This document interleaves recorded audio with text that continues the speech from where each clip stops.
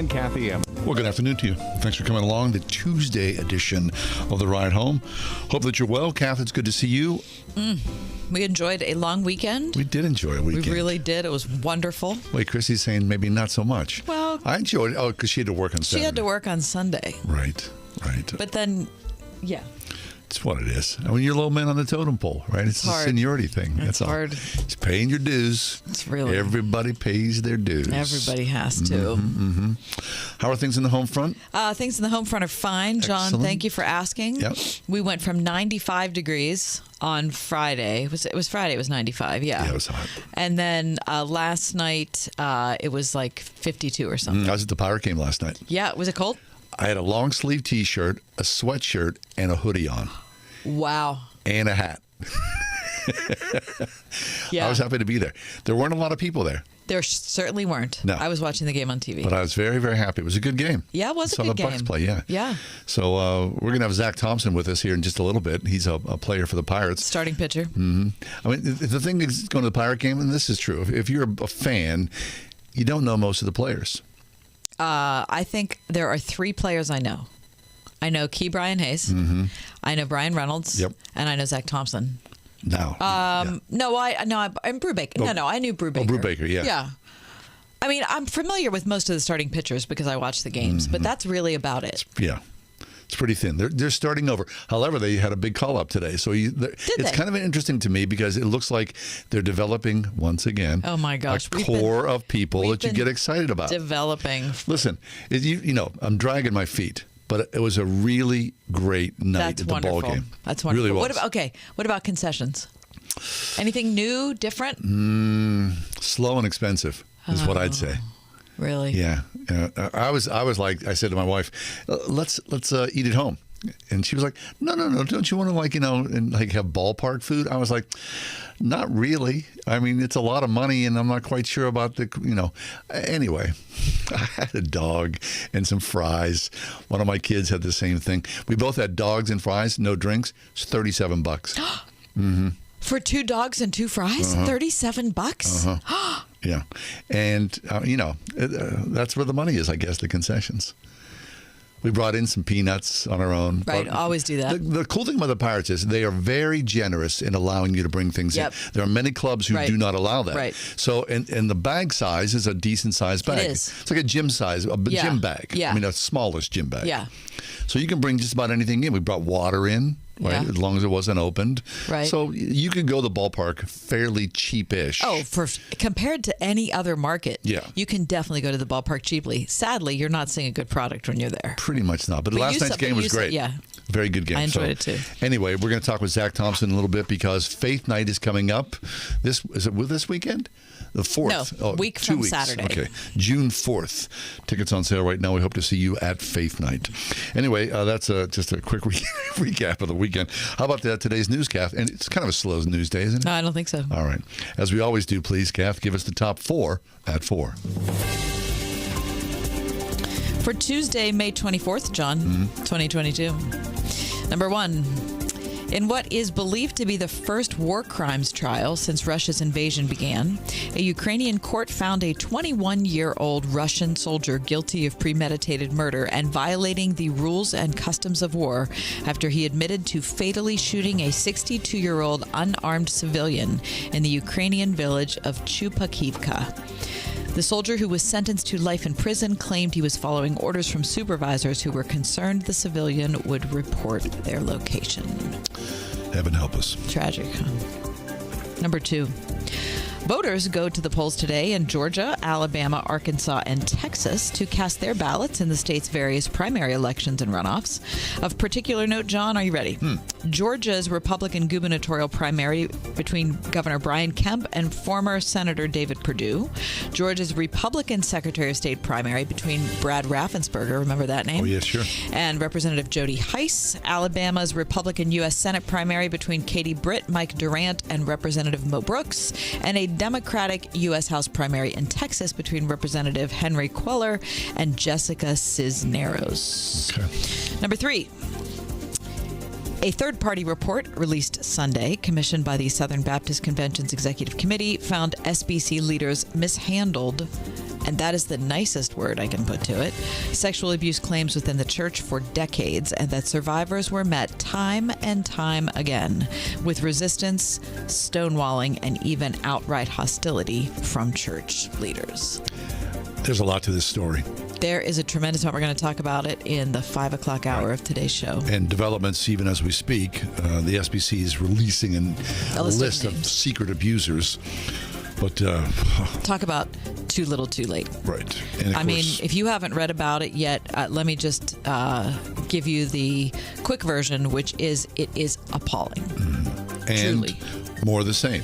More of the same. That whether it's, the Catholic Church and that abuse scandal or whatnot. Or the Sovereign Grace group or, it's really the Australian scandal with the Roman Catholic Church or this one. It is one horror story after another. That's not an exaggeration.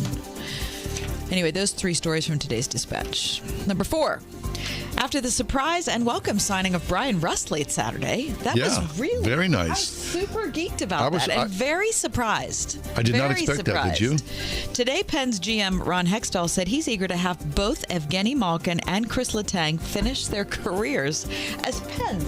I was like, what? Now, of course, we know that we all want to have them finish their careers as Penns, but he was talking about it in a way that made me think that, he was actually pursuing it. Yeah, it sounds like it's going to happen. He must be staying in a job. Yeah. Well, anyway. You would think for all the parties involved, if that was the opportunity. Well, that would be great, but I can't imagine that we could afford. Maybe they're going to bend. Why would you want to go someplace else and end your career elsewhere? How much do you need? I'm just saying that these that people would be the have reason made why. their bank. Plus, they look at that as respect. But then you're going to leave and start over with somebody else? That's your top 4 at 4. All right. And a bonus. Yes. John Hall's attendance at PNC Park last night may have been just the change the team needed. They did beat the Rockies. Very nice. After the humiliation they suffered the night before, I think it's important to bring that up when Yadier Molina, who, if you're keeping track, is a catcher, was pitching to the Pirates at the end of the game and gave up the only 4 runs that the Pirates got after they were losing 18-zip. Well, thank goodness they scored some runs on the catcher, right? We'll take a quick break, come back. Did that hurt you watching that? No, it's fine. It's not fine. It's the weirdness of baseball. Embarrassment. That's all. Just what it is. Okay. All right, take a quick break. Speaking of baseball and Faith Night. And not an embarrassment. No, Zach Thompson is with us in just a few minutes. How does a professional baseball player navigate his Christian faith? That's next on The Ride Home. 101.5 WORD. It's frustrating to work for an incompetent boss. At times, his weakness makes us want to take control. Ahead from Chuck Swindoll. Hey, you pushing somebody out of his job? Let God open the door. God will put you where you ought to be just at the right time. You don't have to manipulate that. Chuck Swindoll is drawing powerful lessons like this one from the story of David. Listen this week to Insight for Living. Tomorrow morning at 8 on 101.5 WORD. The Mechanical Services Company. Trusted, proven, preferred. If you can fix the big stuff, you can fix the small stuff. The Mechanical Services Company has fixed HVAC systems large and small for over 100 years. For fair treatment, expert service, and affordable solutions 24/7, 365. Find them online at tmschvac.com. The Mechanical Services Company.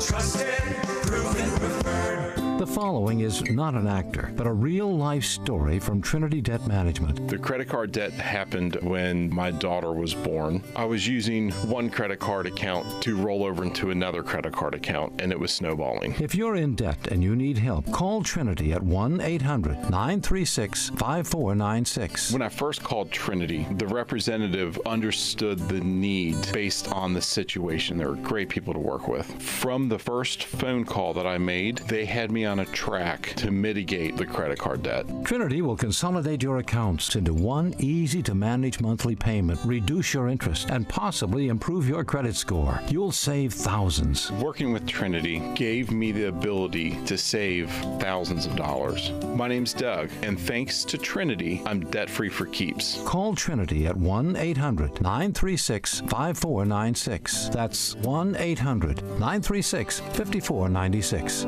Creation Fest Festival 2022 is your summer destination. June 29th through July 2nd at Agape Farm, Shirleysburg, PA. Featuring Zach Williams, We the Kingdom, Bethel Music, Newsboys, Dante Bowe, Red, and many more. Creation Festival, a tribute to our Creator. Come for the day or the entire event and go home changed. Compassion International presents Creation Festival. Get half off tickets now while they last exclusively at wordfm.com/creation. When it comes to your child's education, consistency is key. And in a world that's been anything but, parents have found an unshakable educational partner in Eden Christian Academy, where students experience an engaging, rock-solid Christian education at each of their 3 North Hills campuses, enabling them to thrive academically, spiritually, and socially. Schedule a personal tour today and see what a consistent, quality pre-K through 12th grade education can offer your child at EdenChristianAcademy.org.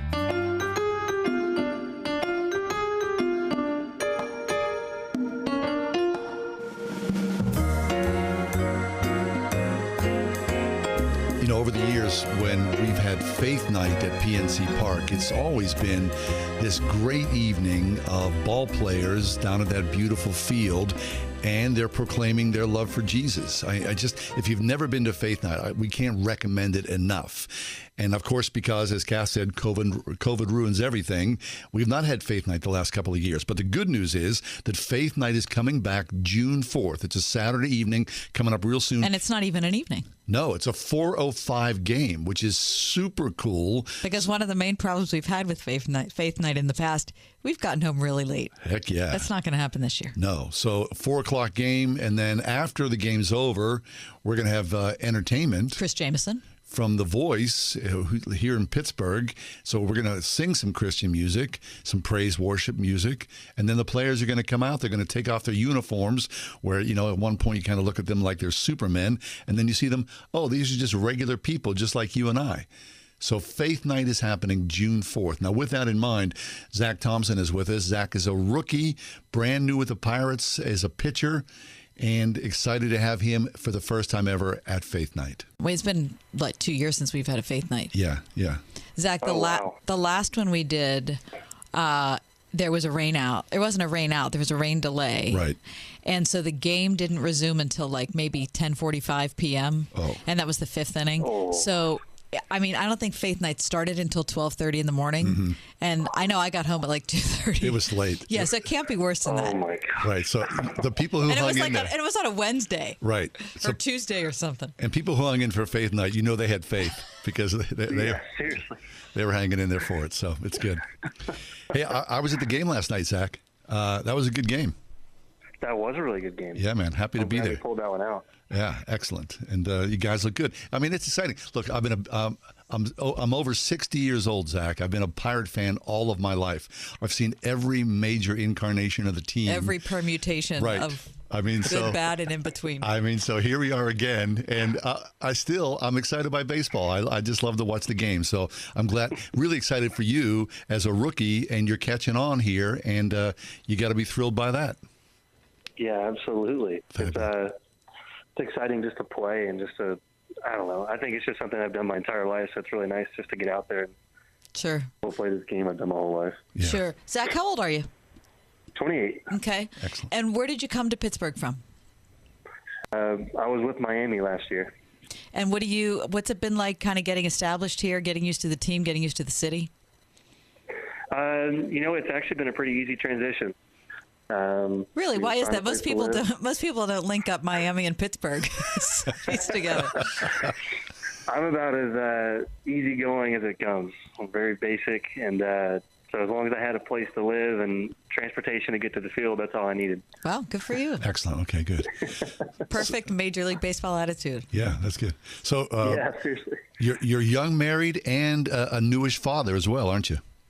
That is correct. Yeah, I've got a daughter that she's almost 2. We're 2 next month. Fabulous. You guys aren't busy at home, are you?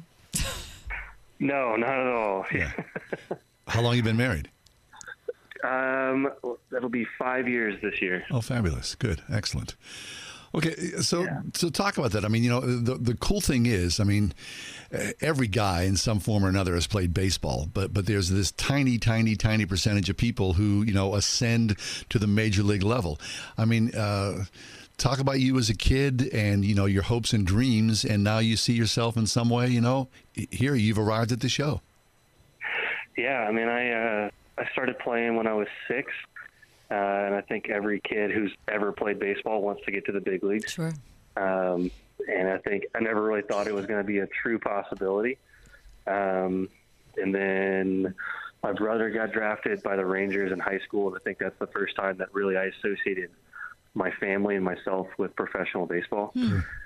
And I ended up kept playing and got hurt, so my draft opportunities were really low. Funny enough, I actually got drafted by the Pirates out of high school. I didn't know that. How about that? Really? What year? 2011. Okay. It's a round that doesn't exist anymore. It's the 48th round. Okay. Went to college, and I think after my freshman year of college is when I really realized that I probably was going to go play professionally. Really? And then got over, finally got drafted my junior year, and made my way through the minors, and now being up here, I mean, it's kind of, you talk to anyone I played with or talked to last year, and I always had a smile on my face, like just because it's something that I've worked my entire life for, and I'm never going to let anything that it was going on, no circumstance, nothing. I mean, I could have given up 5 runs in a game, and it didn't matter. It was like, I'm in this level that we've worked our entire lives for, and like y'all saying, like the smallest percentage of people ever get to do this. Yeah. Right. That's a good. That's a great way to look at it. So what was that like for you? I mean, was there a moment where you get a phone call and they say, "Hey, Zach, you're going to be part of a major league team now"? What was that like? Yeah. So we were in Gwinnett, Georgia, in AAA. I was at this like Fairfield Inn, we were sharing a room with somebody. Yeah. And my manager called me, and just, when a manager calls, it's really kind of an interesting moment. It's like, okay, this, you're not really buddies with your manager, so there's always some business thing that's going on. Yeah. So it was about 11:30 at night. He gave me a call, and he's like, "Hey, club needs you in Miami. Congratulations." And I didn't sleep, and That's so great. got on the plane, and I was in Miami. I was actually in Pittsburgh. Actually, is where we got called up. Wow. Fabulous. Wow. What about your parents? My parents joined me. Yeah, so they all flew out that day. Last minute, like I called them all that night, and everyone's screaming and crying. Course. And then That's cool. that next morning, they all bought tickets. And I mean, God bless them, because that was rough on them too, to get up and get on a flight and get out here. But And so there was a moment that they handed you the ball and you walked on the mound, and there you were. yeah, that was a couple of days later. I didn't pitch here in Pittsburgh, but I ended up debuting at Fenway. And they told me a couple hours before the game that I was going to start. Wow. I've been a reliever for the past 4 years, and coach walked up and he goes, "Hey, you're you're going to pitch today, right? Like, where it's an extra game." I was like, "Yeah, I know." He goes, "Good. Now that we established that, you're starting." I was like, okay. Everything's kind of started hitting me. But, Wow. So when's the last game that you'd started before that? I'd done a couple of game openers in AAA. But you've been a reliever all that time. I've been a reliever since 2017. Wow. Well, Yeah, that's got to be a different. It seems I've never played baseball. It seems like it'd be a totally different mindset. It is. I think actually the bullpen side of me really helped when I started. Your bullpen mindset's completely different. You're right. Starting, you kind of just want to go out there and go as long as you can. And as a reliever, it's like, I want to throw as hard as I can and, get strikeouts and get as quick of outs, what as I can do. So taking that mentality into a starter was actually pretty nice for me. Excellent.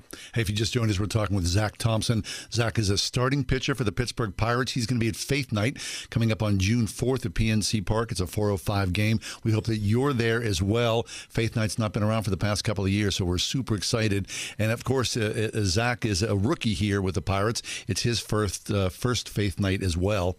So, Zach, talk to us about your faith. I mean, go back and tell us about your family and how you came to Jesus.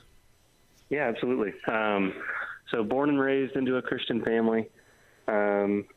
things kind of got a little sidetracked, I guess, in college, and that's when I really had this coming back to Christ moment.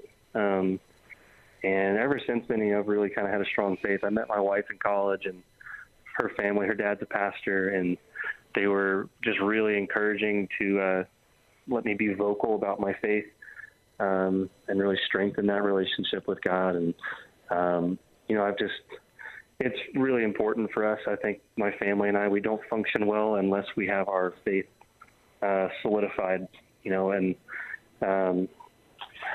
it's really been a difficult track for us sometimes, especially with the lifestyle that we live.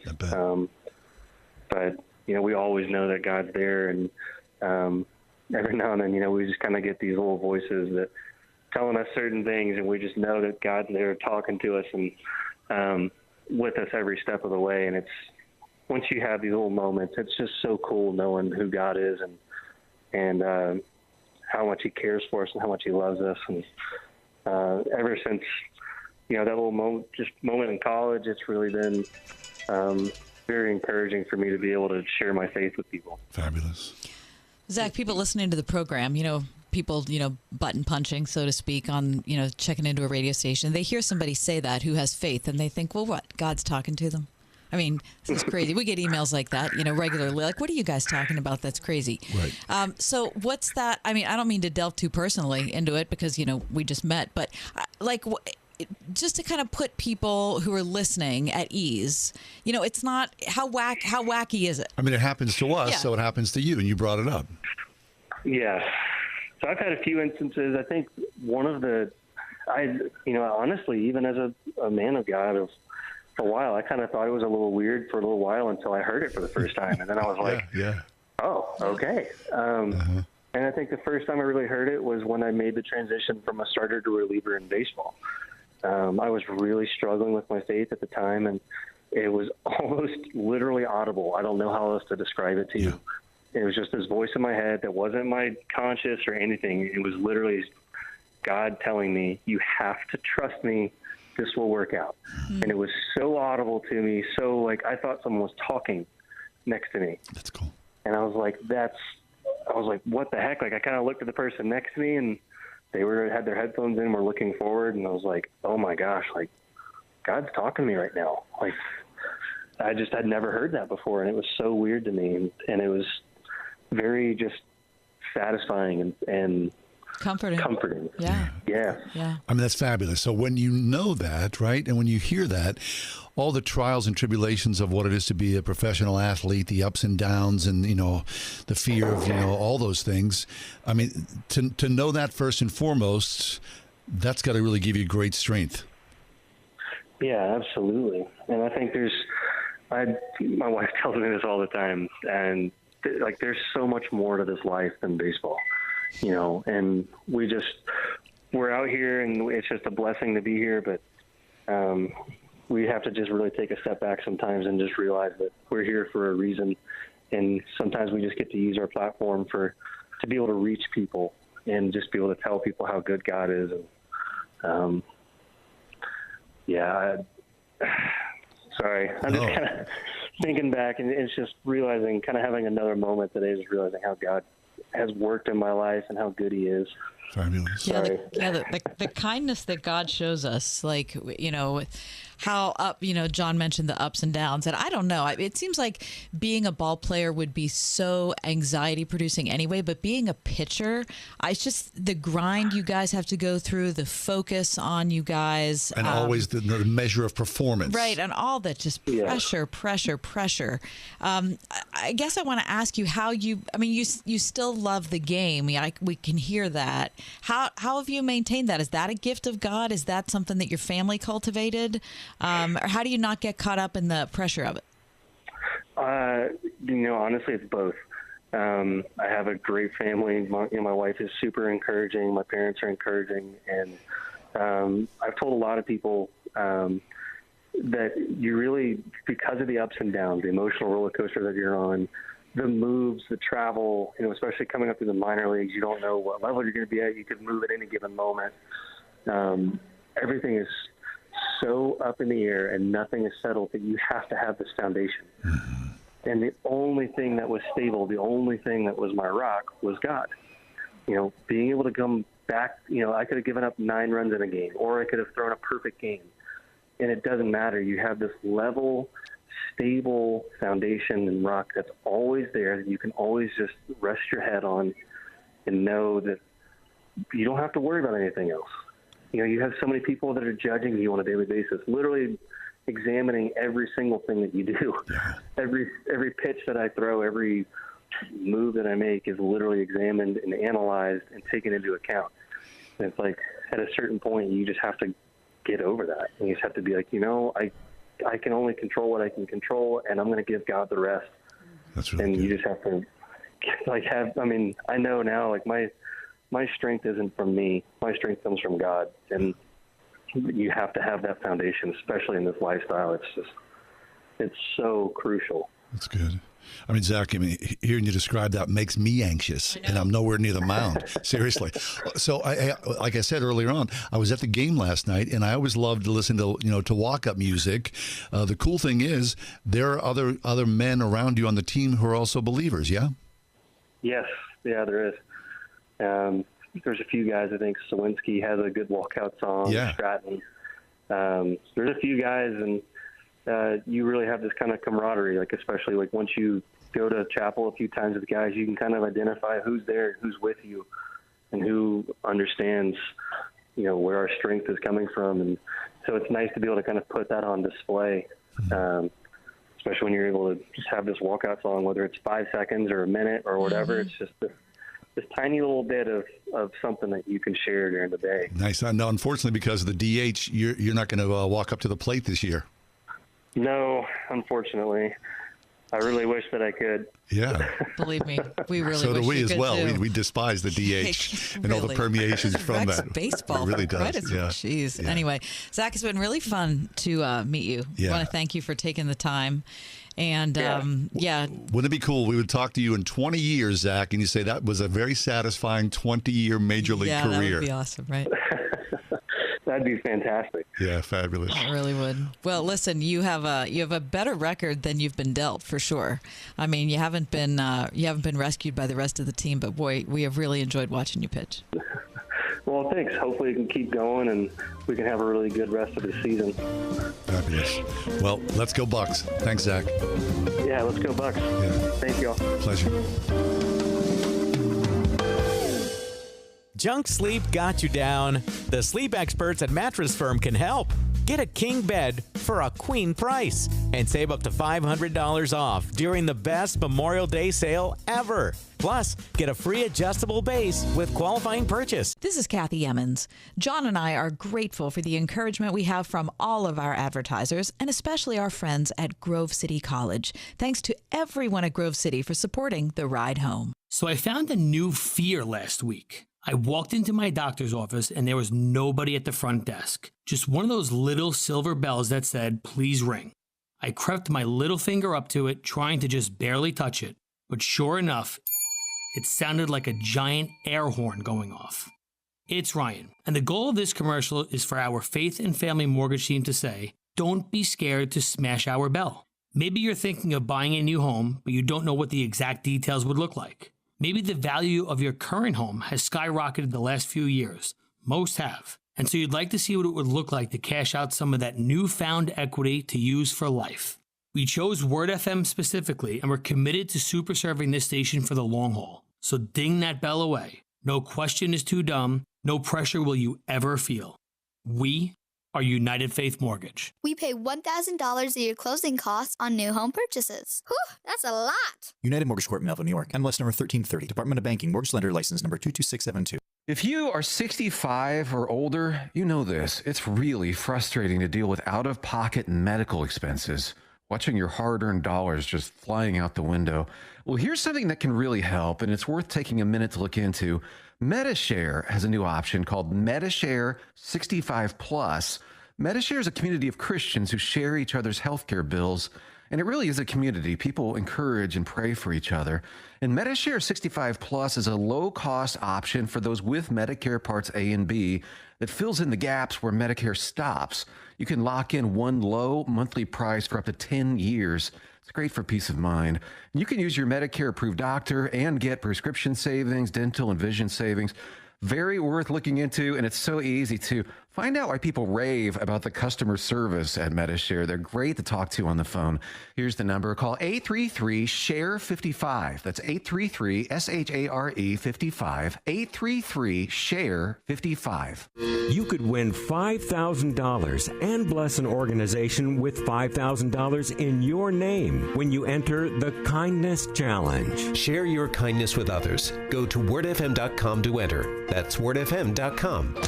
Listen on your smart speaker at wordfm.com, the Word FM app, iHeart, TuneIn, and on Odyssey. In your car or at home, too, at 101.5 WORD-FM, Pittsburgh.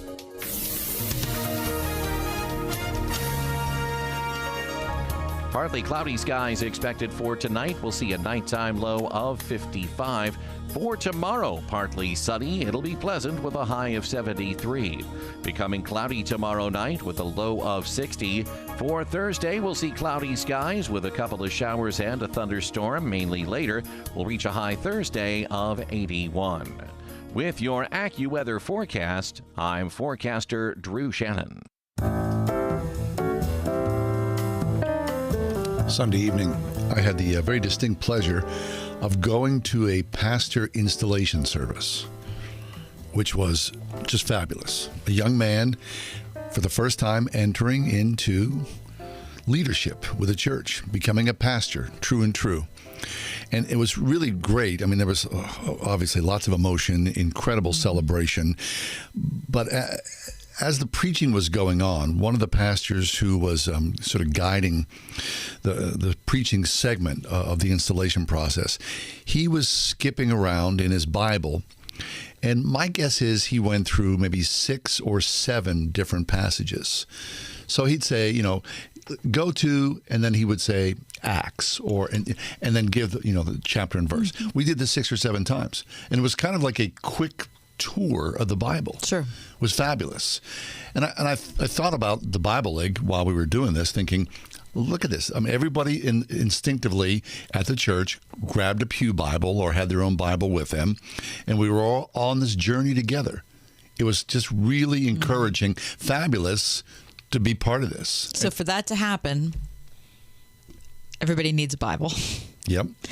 And you need to know the book well enough that you can move around in it. Navigate quickly. Right. And you need to be conversant in its themes. I mean, that's pretty amazing when you say that many people were able to do that in the same room. Yeah. You think, that's something that every church would want to have, people that were able to do that. And probably unusual in a way. Certainly unusual in a country or for a people that don't have access to the Bible. How do you gain Bible literacy like that? Michael Woolworth is with us from the Bible League once again. We are somewhere lingering out there from our Bible League goal. Michael, welcome back.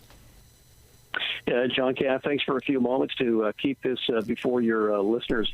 One of the most humbling things I've heard, I didn't see this, but I heard this from friends of Bible League in India. There's a seminary just outside of Karnataka, and as men are graduating from that seminary, John Cath, one of the first things they do in their new ministry is they go to the outskirts of town. They have shovels with them, and they dig holes to signify their grave. Now, listen, they're not saying this is the hole they're going to be buried in, but they understand, look, there's a price to pay where we live to follow Christ. We'll definitely have to suffer. We may have to die. But that was one of the most humbling things that I've heard associated with carrying out ministry in a place where persecution is at an all-time high. John Cath, we set a goal just a few weeks ago to put the Bible into the hands and hearts of about 5,000 persecuted believers. That's what characterizes every believer that we're helping during the month of May on Word FM. I can tell you that we've revised that goal a little bit down to about 4,000. Why? It's an incredibly difficult time to be asking with hyperinflation and COVID still in the picture and unresolved primaries, all of those things. And we're at the halfway mark, John Cath. So last week we had 2 days of hope.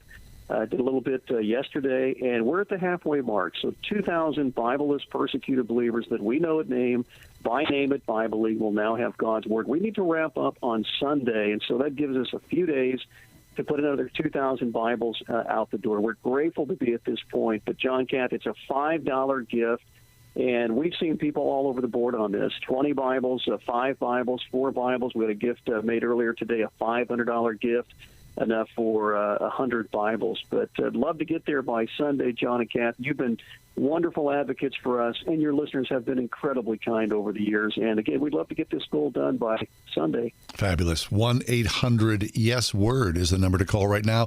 1-800-YES-WORD. Of course, online at wordfm.com. $5 for 1 Bible. The basic ask is $100 for 20 Bibles out into the world. And this is the major part of it for me. The Bible League just doesn't stand somewhere willy-nilly and say, here's a Bible, here's a Bible. There's a requirement that you go through a process. It's called Project Philip, and is intentional Bible study.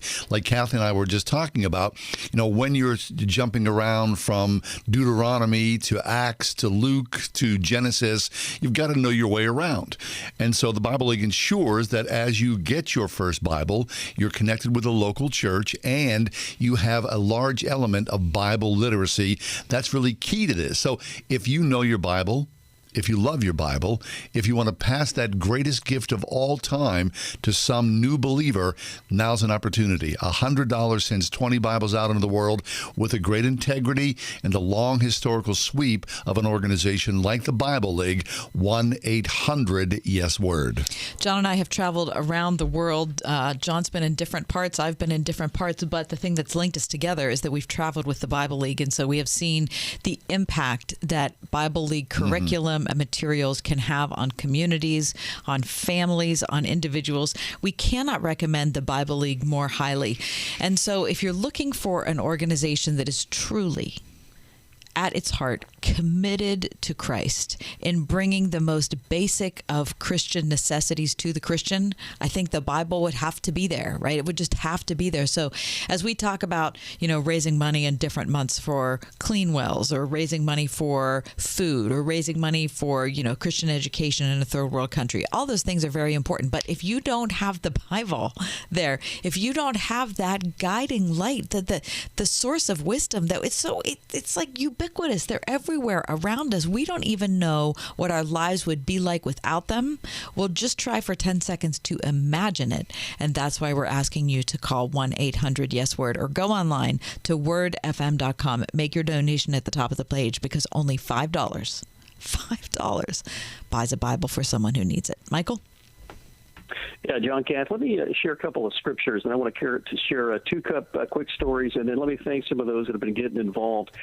Hebrews 11, some were tortured, some were whipped, scorned, imprisoned, stoned, sawn in half, killed by the sword. These heroes of the faith, the writer says, these are those the world was not worthy. And that's what we see. We've seen that in the Old Testament. We've seen it in the New Testament. We know the stories of Jim Elliot. And, if you appreciate your English Bible, you know that William Tyndale was burned at the stake because he wanted people to in English, the just shall live by faith. And so persecution is nothing new. It never lets up.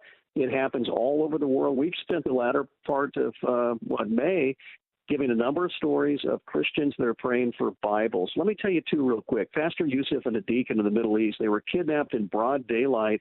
The family was unable to pay the ransom. There's this misnomer that Christians have access to a lot of money. It simply isn't true in many of these places. They weren't able to pay the ransom. So those radicals, they beat Yusuf. They killed the deacon. They made Yusuf carry the remains of this man to his grave. Totally humiliating experience, very, very difficult. But, that man says with conviction today, it is a joy to suffer for the Lord. He has gone on to continue shepherding those in his care. He leads Bible studies from Bible League. He's praying for Arabic language Bibles right now. There's about 200 needed with that story in the Middle East. And another story real quick is in the Democratic Republic of the Congo. Another pastor by the name of Rousas. One day his sons went missing. They were kidnapped. They were killed by a terrorist cell that hates Christians there in the Democratic Republic of the Congo. And instead of retaliating like a lot of churches would, they retaliated by sharing the love of Christ. And I can tell you they did that in neighboring villages. They had an idea of where some of these people were from. They've shared Christ, again, through this Bible League Bible study, John, that you've talked about often in our time together. And they've seen nearly 200 people come to Christ there in the Democratic Republic of the Congo. So not only are you leaving the isms needing to be grounded in the Word, you need to be able to open the Bible on a daily basis and read scriptures like 1 Peter 1, in the testing of your faith, that is the persecution you face, you rejoice because it honors God both now and in glory. And then the other scripture that comes to mind is the sufferings of this present time. They're not worthy to be compared with the glory to come. And listen, when you can open Romans 8 and read that for yourself, if you're a persecuted Christian in India or China or the Middle East or other places we've talked about, that means everything. And so many times, John Catt, these persecuted believers here, you don't matter, die, leave. And yet your gifts have said what? Very clearly. We're with you and we're for you. Each gift is an answer to a prayer, John and Kath. We've seen 2,000 prayers answered to this point. We need to wrap up on Sunday. We'd love to be at 4,000 Bibles, which means we're halfway there. You know, if we saw a handful of you, several dozen of you make your most generous gift, we'd be at that goal. We'd sing the Hallelujah chorus and then let these Christians know the Bibles they're praying for. They're on their way. But before I toss it back to you, let me just say thanks to John near the Ohio line. Thank you for your gift. Jeff of Butler. Thank you, Donna of Pittsburgh. Tim of Glenshaw. We've heard from Diane of Greensburg. Thank you for friends from the greater Pittsburgh area. And then a gift, as I say, from Roy of New Kensington. $500. That's enough for a 100 Bible gift. John and Kath, I believe we'll get there. You've been incredibly kind to us. We have seen, I think, 500,000 Bibles sent over the years, all the time that we work together. And again, it's a big task to get to where we need to be on Sunday. But if there's a group that can get it done, it's the Word FM listening family. Very nice. Michael Woolworth from the Bible League. We live in a historical sweet spot that we are free people who have access plenty to God's holy word. And we also have the ability to send that along as well to people who would like to have their own copy, their own study of God's word. So if you have the resources, $5 for one Bible right now, $100 sends 20 Bibles out, depending upon where you feel God's leaning on your life. Won't you please join us at 1-800-YES-WORD. That's 1-800-YES-WORD. Of course, online at wordfm.com. We'll take a quick break, step away. We're of this Tuesday edition, just getting underway here with the ride home.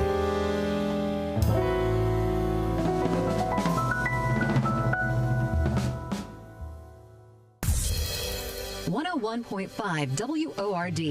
Dr. Charles Stanley. I wonder how many opportunities that come your way that you back up and you say, well, I couldn't do that. I don't have the experience. God is greater than anybody's experience.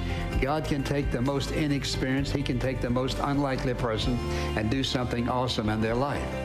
Hear the series, The Promises of God, this week on In Touch, the teaching ministry of Dr. Charles Stanley. Tomorrow morning at 8:30 on 101.5 WORD. Hi, my name is Ryan Bourne. And I'm Danica Bourne. And we're the owners of South Coast Tax. We would like to thank our Lord for protecting us from evil. Psalm 91 states, He is my refuge and my fortress, for He will rescue us from every trap and protect us from deadly disease. South Coast Tax are Christian-based tax accountants and attorneys who specialize in releasing bank levies, wage garnishments, and filing complex tax returns. We are the leaders in acceptance of offers and compromise with awesome results. We are also a small firm who will treat you like family and not just a number. Call us today at 1-800-TAX-3156 for a free consultation, and we'll take the time to explain all of the programs that you qualify for in order to allow you a fresh start. In John 8:36, so if the Son sets you free, you will be free indeed. And one way we can achieve that is by being debt-free. So let us help you today. Call us at 1-800-TAX-3156, and together we can help achieve this goal by putting the IRS tax debt behind you for good. Again, that number is 1-800-TAX-3156. Turkey and stuffing,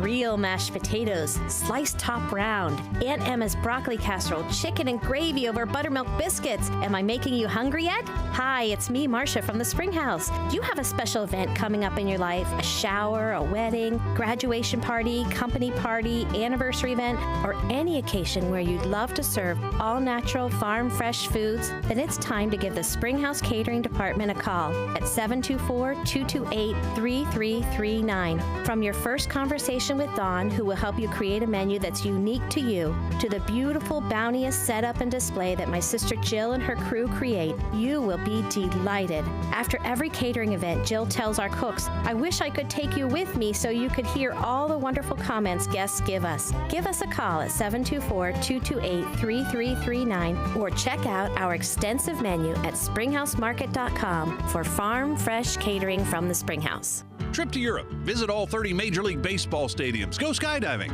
Okay, so you know what you want to do in retirement, but do you know how to get there? Tune in to Your Retirement Blueprint with Kurt Knodik and Ethan Lane of Accurate Solutions Group, Saturdays at 10 a.m. to get answers to your retirement planning questions. Plan today so you can do the things you've always dreamt about doing in retirement. Listen every Saturday morning at 10 to Your Retirement Blueprint with Accurate Solutions Group. Investment advisory services offered through ASG Investment Management, LLC. I expected that during the pandemic, there'd be a huge spike in birth rates, didn't you? And then the figures came out, 2020, low birth rates. Right. But apparently it looks as though like things have rebounded in 2021. The U.S. birth rate increased for the very first time since 7 years. 2014. That's excellent news, right? 7 years, according to federal figures. Women had about 3.66 million babies, up just 1%, but up 1% from the previous year.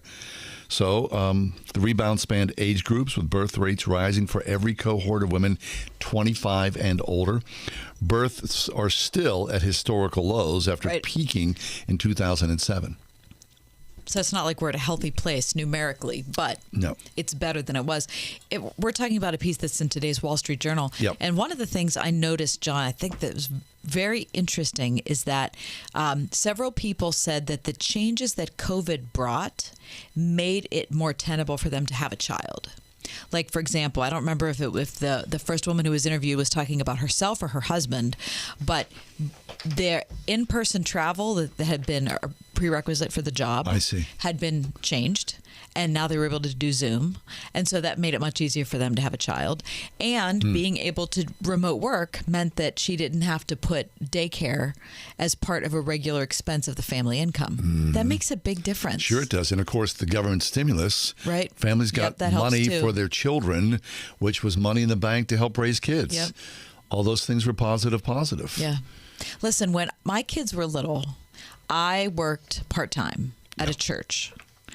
And that church was so kind to me and my kids because they let me bring them with me.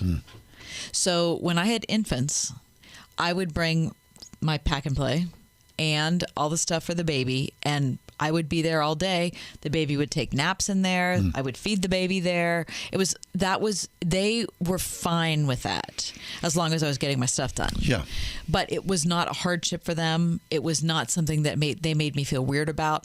That's really, I think, the model. And I'm not saying that you can't, if you're a physician, you can't bring your baby to work. I get it. Right. There are some jobs that just prevent it. That's just not going to work. But I do think that being aware of ways that you could alter an environment to help moms be able to work, I think could benefit everybody. Well, I remember, as a college student, Point Park University had a daycare on the top floor of the school. Did they? Yeah. I mean, you walk down the street and you see like this fenced-in area on the top floor, and you think, what was going on? And then obviously you would see they would open it up not only to employees of the university, but people who were working downtown. So you'd be on a bus, a PAT bus, driving downtown, and there'd be moms or dads holding their 1-year-old or their 2-year-old or whatever, and they were going to Point Park to drop their baby off for daycare for the day. It's fascinating. That's true. If you make provisions, whether it's government or private enterprise, to make it easier for people to have babies, I think people will have babies. Right. I think that if you are especially someone who's 40 and younger, you are looking at career first. I'm not saying that's right, but I'm saying culturally it's where we are. You're looking at career first. You're looking at probably a mound of college debt that you have acquired, and you need to figure out what to do with it. And so thinking about making a choice like I did, where I took 10 years, I worked in my career, took 10 years to stay at home with my kids. Right. And then went back to work. A lot of people think that is preposterous. It can't be done. It could be done if you were able to work from home, or if your employer made some kind of concession or arrangement. You could get a lot of good, solid workers if you were willing to. Well, there it is. There's proof in the pudding of what the pandemic has proven that, hasn't it? We'll take a break. Be right back. You're listening to Pittsburgh's Christian Talk. It's The Ride Home here on Word FM.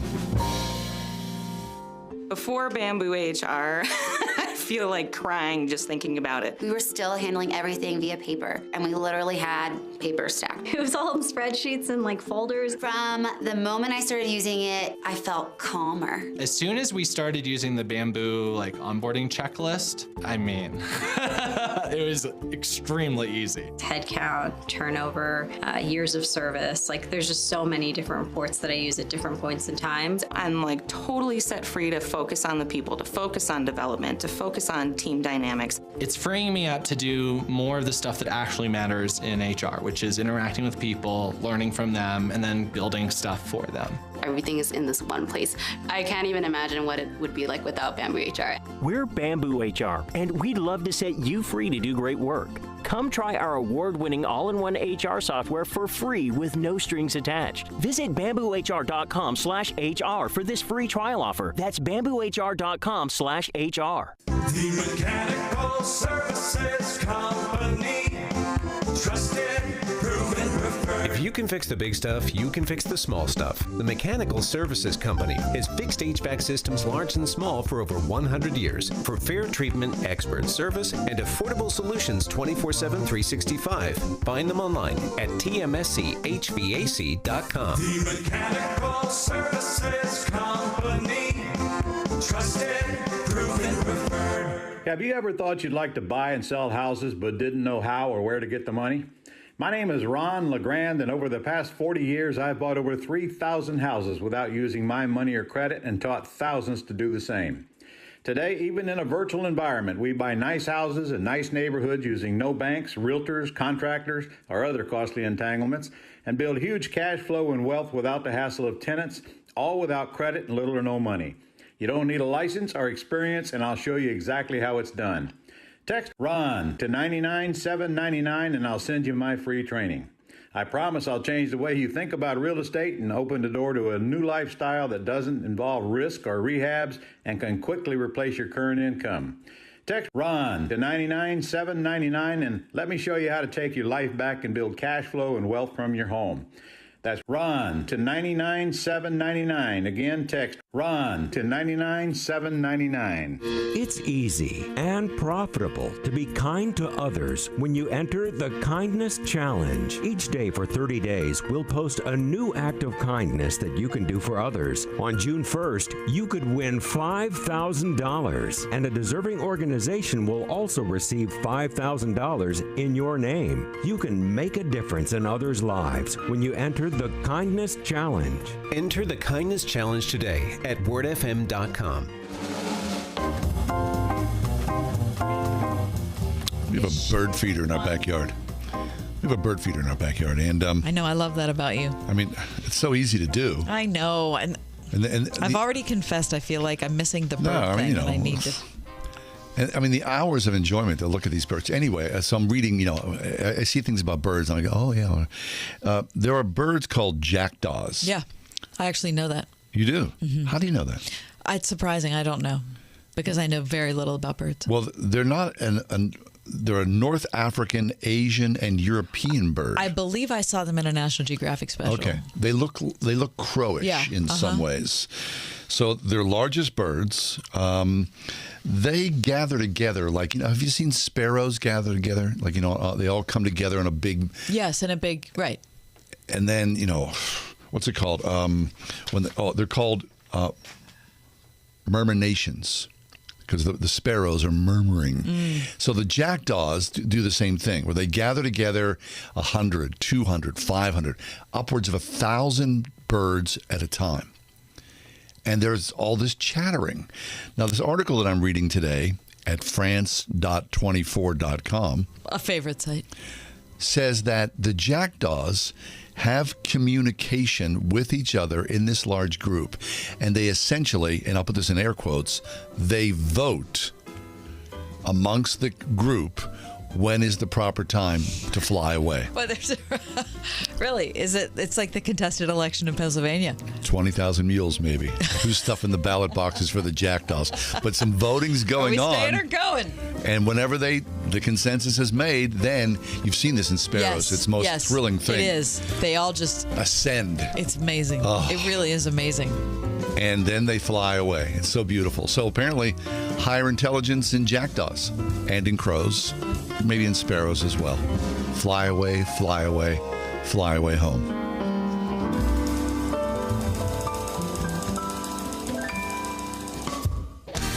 Ask Alexa to play the word Pittsburgh to hear us there. We're on your Google speaker too, plus iHeart, TuneIn, and on Odyssey. 101.5 WORD-FM, Pittsburgh.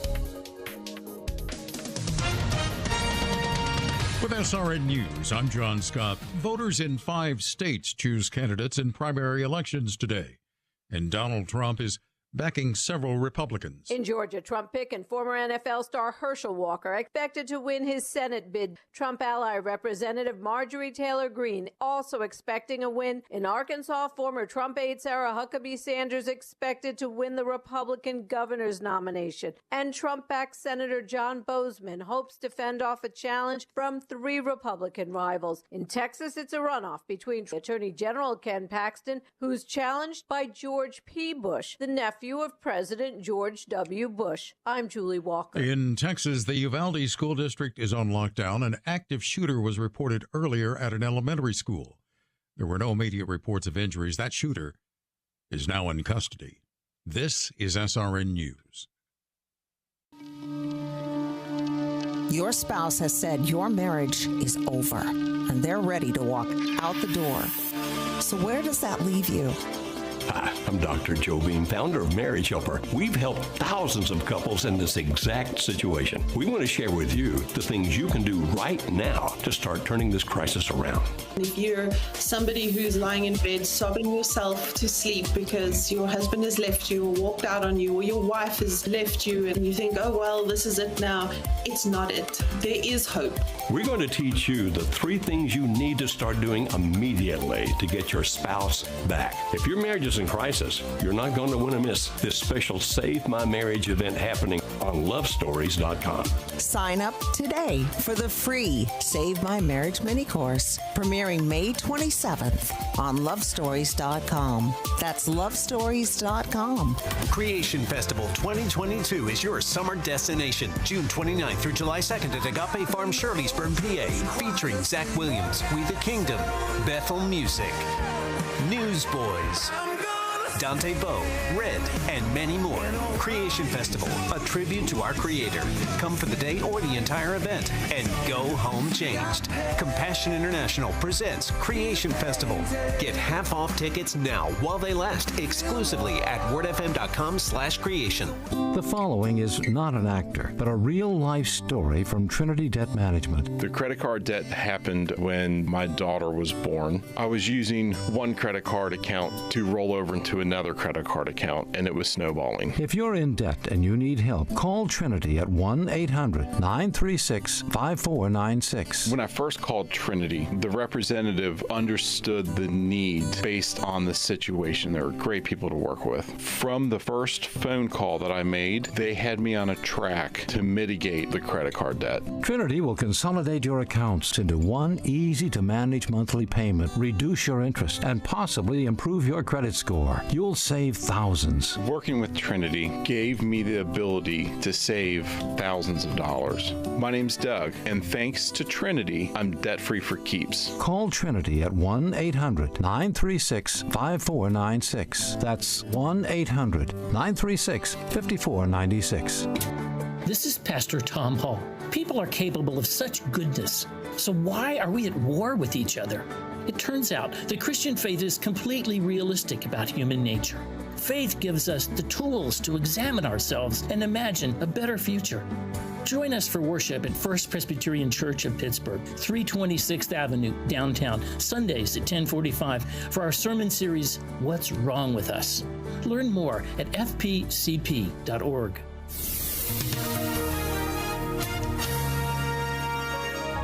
Partly cloudy skies expected for tonight. We'll see a nighttime low of 55.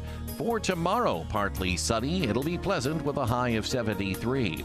Becoming cloudy tomorrow night with a low of 60. For Thursday, we'll see cloudy skies with a couple of showers and a thunderstorm, mainly later. We'll reach a high Thursday of 81. With your AccuWeather forecast, I'm forecaster Drew Shannon.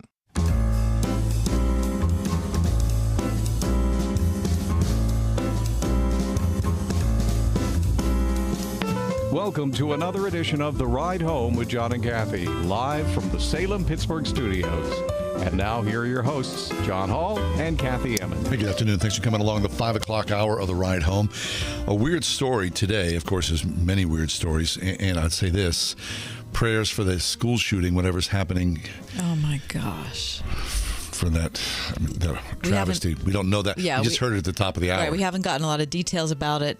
Situation unfolding in Texas. We understand that the perpetrator is in custody, at least a suspect, they're saying, is in custody. Right, but prayers for the school shooting for any children or faculty.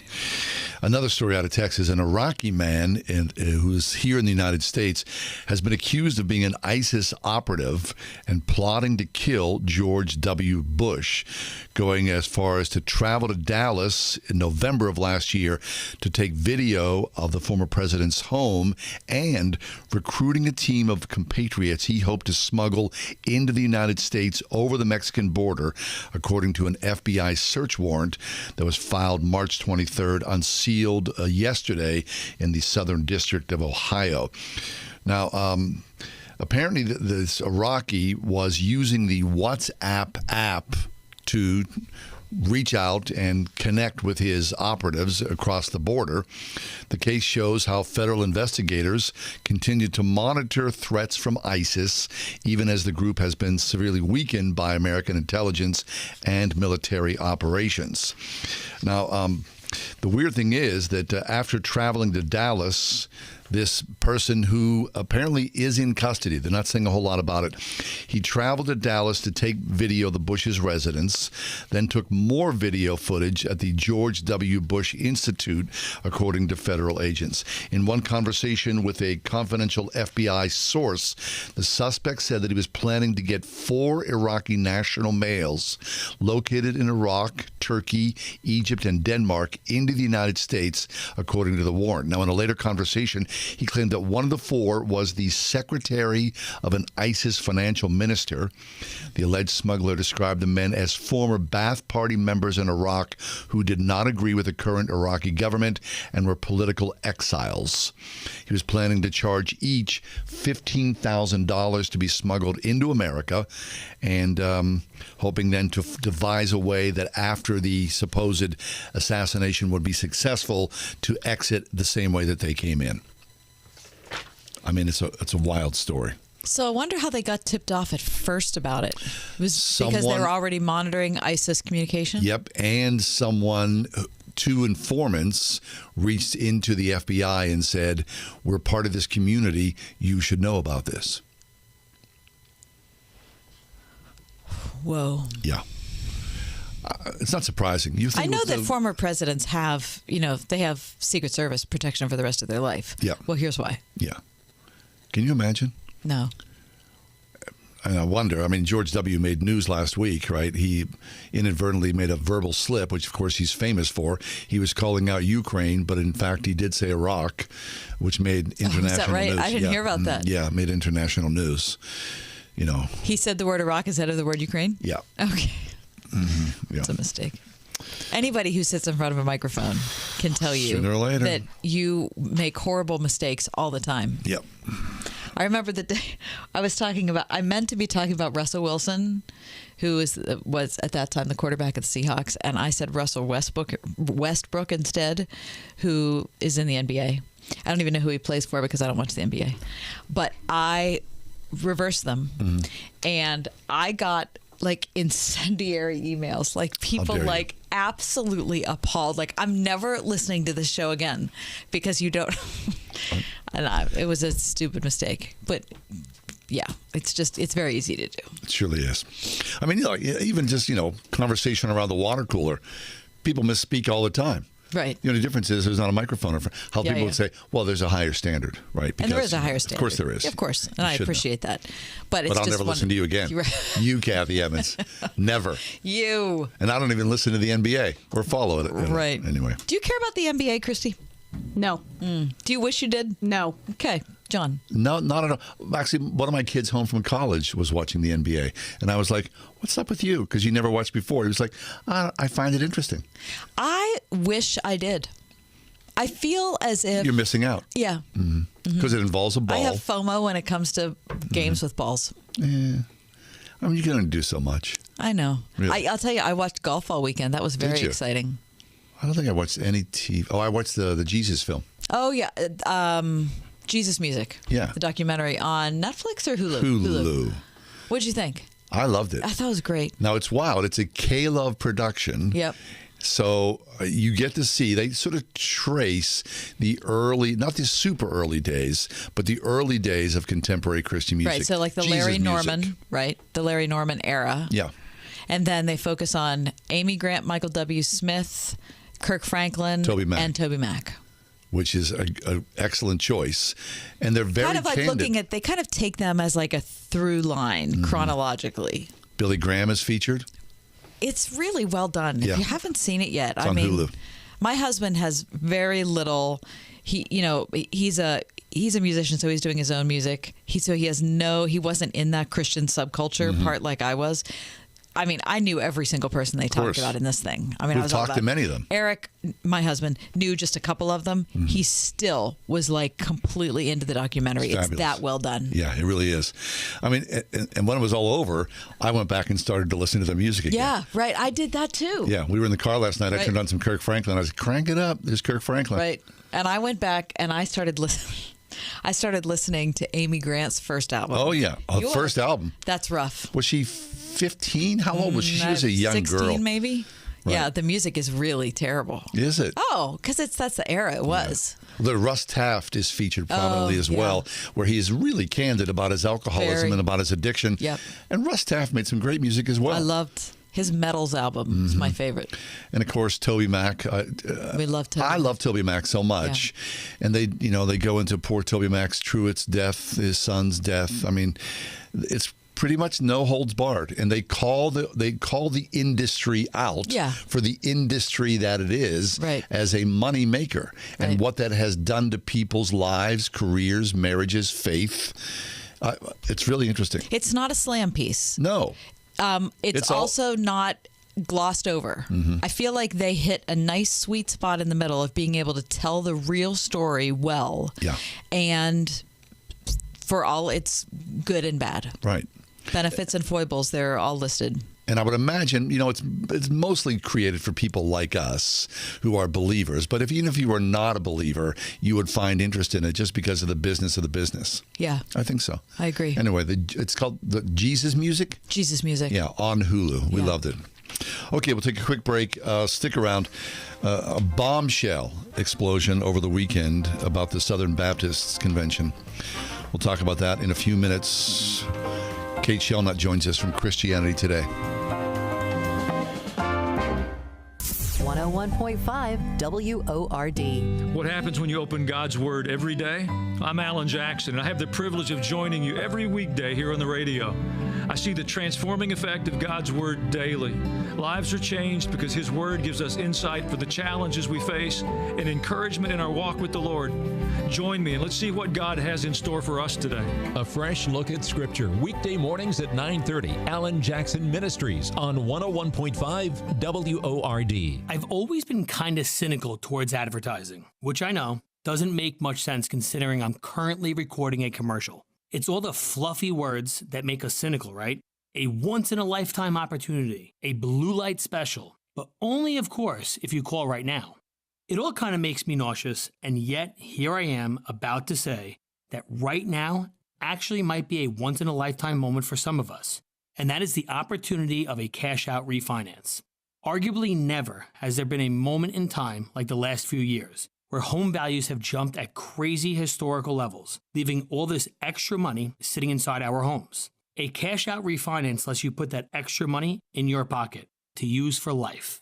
If you'd like to see your options, we are United Faith Mortgage. We pay $1,000 of your closing costs on new home purchases and up to $500 of your appraisal fees on all refinances. United Mortgage Corp, Melville, New York. MLS number 1330. Department of Banking. Mortgage Lender License number 22672. The word around town is that Pittsburgh homeowners are choosing doing it right when it comes to their roofing, siding, and remodeling projects. That's because since 1984, Doing It Right roofing, siding, remodeling continues to set the bar through clear communication and an installation that's second to none. Doing It Right employs only the most experienced professionals to install and oversee your project. They'll stop at nothing to ensure your satisfaction, doing business honestly, taking no money down and no payment until the job is complete. Doing It Right will ensure all work is installed to the industry's highest standards, then back it all up with their lifetime workmanship warranty. As a prestigious multi-award-winning Owens Corning Platinum contractor, as well as a VSI certified installation contractor, you can't go wrong with Doing It Right.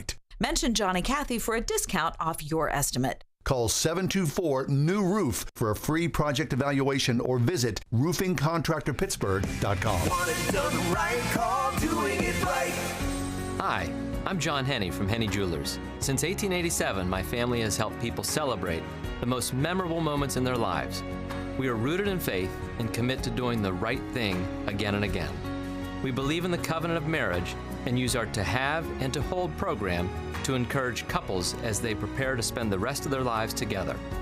Please stop into our Shadyside store to learn more or visit HenneyJewelers.com. Henney Jewelers, your jewelers for life.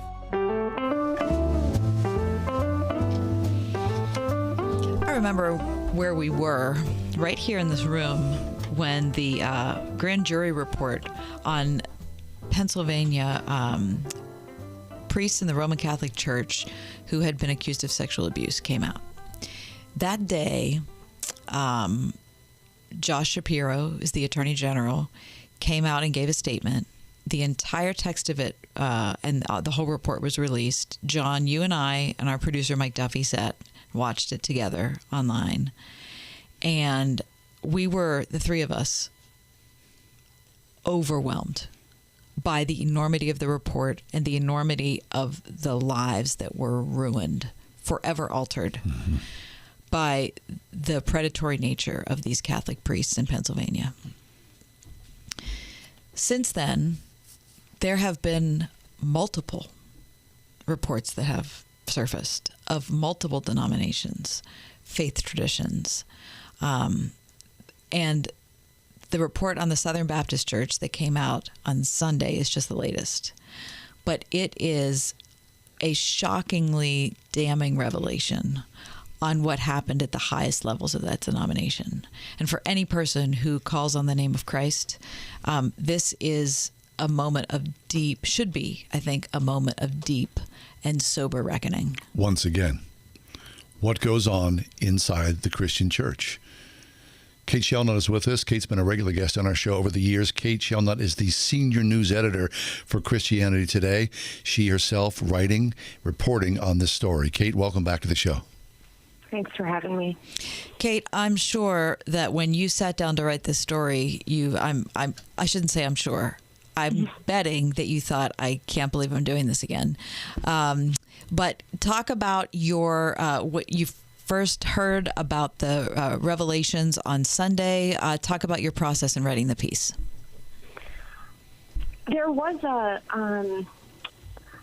disappointing familiarity to some of the details in the report. So this is a 288-page document with another 100 pages of appendices, a really thorough look at, like you say, repeated instances of mistreatment of survivors, of people acting negligently. But the most overwhelming part is that I've been writing about Southern Baptist for the past 3 or 4 years about abuse in particular. So with every example, I thought, oh, I've written about this person before.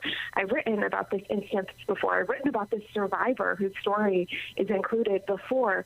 And so part of it is not that, hey, these things are brand new and no one had any idea, but that kind of all the worst things over the past several years that have come up have been proven true, or at least confirmed by a third party in this investigation, to be credible, and to see them all together at once. You know, all the stories that I wrote and trying to think of linking them all. I think that was the most kind of overwhelming part of it, is that this is kind of the culmination of a lot of little pieces that people have been following at Southern Baptist and people outside the church have seen over the past few years. Yeah, and I'm sure that had to be shocking, Kate, because as you say, there it is all in one place instead of dribs and drabs.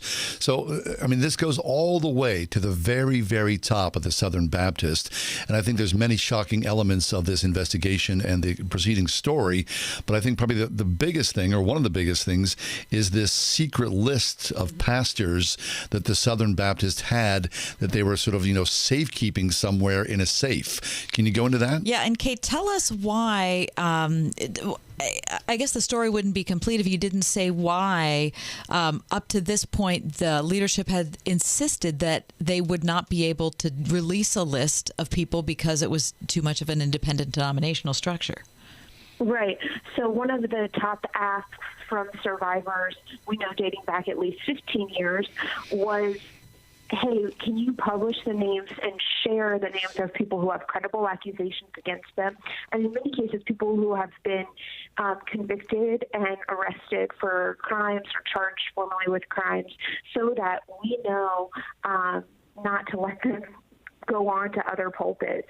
And the Southern Baptist repeatedly said, we cannot do that because our churches are autonomous and we don't exercise oversight over what pastor you can hire in a particular church or congregation.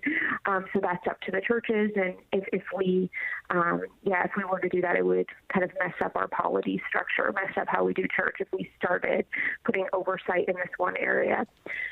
But in the meantime, this report finds out that they actually did have a list of more than 700 pastors who were Baptist, and more than 400 that they were able to confirm were Southern Baptists. And so it's that duplicitousness of telling at the one time, hey, no, we can't do that. And then on the other hand, actually having the list, but not acting in any way to circulate it, to publicize it, to follow up with these individual congregations to see what happened to the pastors. So it's a real disappointment that they knew a lot more than people thought they knew, and still chose not to do anything. So the fallout, of course, is going to be immense, and should be immense, of course, as well as it should be. So, can you talk about how the news has been received by the Southern Baptist congregations and by the flock of Christians as a whole? What does that look like? What are the ripple effects? I think that even among people who had a sense of that this was going on, didn't realize how bad things were, didn't know about the list, that there's going to be details and elements, particular quotes and language that were used among survivors that just shake people who even knew, hey, that it wasn't good. So I think there's a real sense of reckoning and mourning and desire for change. I think that they've made incremental changes to try to make statements, to try to acknowledge the problem, especially over the past 3 years. And I think at this point there's a realization that, hey, that's not enough, that we can't just do the smallest step and expect that to make any sort of meaningful impact. So I think some of these measures that before they would have said, we can't afford it, or that's not in our structure to do it, they're going to have to start thinking seriously about. And those are some of the recommendations in this report, such as publishing a database, having a new entity to help receive reports from survivors, offering counseling support, offering money to pay for that support. So they're pretty thorough, I think, recommendations, and we'll see at the annual meeting next month how willing they are to consider some of those or to take those steps when the time comes. Noted Bible teacher Beth Moore and former SBC leader Russell Moore, they're unrelated, both received incredible backlash when they decided to announce their leave-taking of the Southern Baptist Church within the last, 2.5 years. Now, it certainly makes it more understandable to anyone who questioned them what they were hearing and seeing and why they decided to leave. Talk about those high-profile exits, Kate, and what that might tell us about the Southern Baptist Church, how it's managing those types of names departing and maybe what it means now that this report has come out. So it's only been 1 year, if you can believe it. Really? It's only been a year. That so much has happened. So it was about last spring that Russell Moore left his position and announced that he was leaving the denomination. And that is directly related to the reason we have this report, that after his departure, that some of the information, recordings, and letters that were leaked around some of his frustration at the end of his time there hinted at, hey, a lot of my efforts to help or to do something were stymied by the executive committee. And as a result, we went into last year's annual meeting, at least I did, thinking this was going to be all about critical race theory, a total different topic that was dividing the SBC. And all of a sudden, everyone was only talking about the abuse question and the idea we have to investigate the abuse response of the EC because of those big documents from Russell Moore. So for some reasons, it's moved kind of incredibly fast, has gone from that to now within a year. It's a huge undertaking to have known all of this, but I don't know. I don't know if other people are going to leave. I think a lot of people who have left already, and some of the numbers on defection are not clear. If there's like an exodus of women or of minorities, as some people had suggested, but I do think the people who are staying are going to put up with a lot less, and be more outspoken and insistent, knowing that it took a huge effort to get to this point, and that they don't want to drag their heels anymore. Right. And it's hard to overstate the bombshell that this is. I don't want to use those words lightly. And as Kath rightly did when she brought you in with the introduction, she made the parallel between what happened here in the state of Pennsylvania, because Pennsylvania, Pittsburgh, largely a very Catholic, dense population here. So to see those parallels and what's happened to the Catholic Church here in Western Pennsylvania, it's really decimated a lot of believers' faith. So we don't have a lot of deep connection to the Southern Baptists here in this eastern part of the country.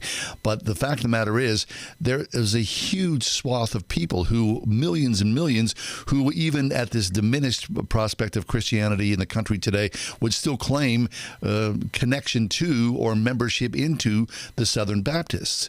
So you would think, largest Protestant denomination in America by far. So you would think that the fallout would be swift, and this would just crush, Kate, I'm sure, as it did for the Roman Catholics, a lot of people's faith, that they will never go back to church again because of what's been revealed. Well, I would say one thing to add to that is not only as you mentioned, is it the largest Protestant denomination. They're at about 13.7 million members by their count. That even if you aren't Southern Baptist, if you're a part of a smaller non-denominational church or a church that has a lot of overlap theologically with Baptists, you're likely to. These are the biggest seminaries in the country. Maybe you have a degree from a Southern Baptist institution. Maybe you have a good partnership with your First Baptist church. Maybe you follow leaders like people who, like Russell Moore, Beth Moore back in the day. So it's hard for evangelicals in broadly to not be 1 or 2 degrees of separation away from Southern Baptists, given their prominence. And that's one reason I cover them so much. It's not because they're the most important, but because they're the most visible to point to, and that a lot of people relate to where they stand theologically. And so I hope that that this would also be a wake-up call for any church, right, to know how bad things can get and to know how you can start to establish a narrative around survivors. These are people out to get us. We can't say anything because of liability. All of this, that once that catches on, it could go on for decades. And so it's up to churches and those who are in charge, regardless of denomination, to push back against those false narratives and to be trauma-informed. And I think that these things are going to be wake-up calls for people in the church. And they know, like you said, that their neighbors are seeing these headlines too. And for people who have suffered this deep kind of trauma, it's not one that can be healed quickly, if at all, in some cases. And so I think of the one survivor, Krista Brown, who talked about it as soul murder, that this is, sexual abuse and spiritual abuse at once. And so it's hard to overstate how harmful that is. Kate Shellnutt is the senior news editor for Christianity Today, joining us on the program to talk about her report in Christianity Today on the report from the Southern Baptist Church and its investigation. This is, I guess, more an editorial comment than it is a question, but I would like for you to comment on it, Kate. I do find it ironic and laughable that the SBC was caught up in commenting and, investing incredible amounts of energy trying to decry critical race theory when sex abuse was all over the denomination for decades. And so I think, boy, how do we get so numb to what we're doing, and then it becomes incredibly easy for us to point at something else and decide that that's the real problem. Yeah, and it's interesting, even at the convention last year, to ask people, what do you think the biggest issue is now? What do you think is the problem that needs to be addressed? And to hear what people would say. I do think for a lot of people it is the abuse issue, but different people can promote different talking points, and you're right. So, Kate, this release of these names of hundreds and hundreds of people accused and convicted in some ways within the denomination. Any idea what will happen? I mean, how will they ferret through something like this? Obviously, rightly so, careers will be ended. And, of course, money will be distributed to any number of lawsuits. I mean, this has to be a crushing blow. This is essentially an atomic bomb. It may at some point just destroy the denomination. So the executive committee in a meeting today said that they do plan to release the names as soon as they can redact any that they find to be uncredible, so the ones that they can verify. And some they said are already verified. Most of them made the list because of a news report or a court report. So there's a reason that they were on the list already and would be eligible for publication. So they said that they're working on that as soon as possible. And I think, I think that is what the lawyer said was that's a risk that they're willing to take at this point, and that they have to, that it's good for them and good for survivors and everyone following this story to know who's on that list rather than defend, keeping it a secret from now on. We wish we could have you on to talk about some more cheery matters, Kate. Maybe sometime we'll get together and talk about baseball, food, or baseball or something. I don't know what. But for now, I really want to thank you because that was a long report, a long piece you produced. Excellent work. And it was very well done, and I thought fairly presented. And thank you for joining us today. Thank you. Our pleasure. Kate Shellnutt. She's the senior news editor for Christianity Today, and she has been on top of the Southern Baptist Convention story. It is well worth a read to check out Kate Shellnutt online. Kate Shellnutt from Christianity Today.